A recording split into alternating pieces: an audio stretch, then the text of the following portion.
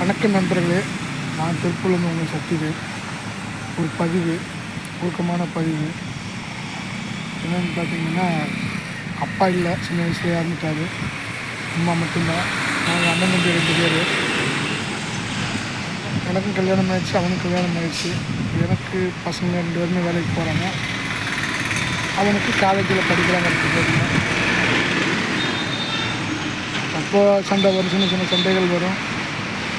அப்புறம் பேசிக்குவோம் எல்லாரும். இப்போது 2-3 வருஷம் ரொம்ப ஏற்படுந்துச்சு. இப்போ மனசுக்கு ரொம்ப கஷ்டமாக இருக்குது, வேதனையாக இருக்குது. ஆனால் யார்கிட்ட சொல்கிறது அப்படின்னு தெரியல. ஷேர் பண்ணிக்கலாம் அப்படின்னு மனசுக்கு சொல்லணும்னு தோணுச்சு. உங்கள்கிட்ட சொல்லிட்டேன். ரொம்ப வேதனையாக இருக்குது. எங்கள் ஊர்லேருந்து திருப்பூர் வந்து ரொம்ப கஷ்டப்பட்டு தான் எனக்கு முன்னுக்கு வந்தேன். பெருசாக சொந்த பந்தங்கிறது எனக்கு யாரும் கிடையாது. என் பிள்ளைங்க, என் மனைவி, இவங்க தான் என் சொந்தம்.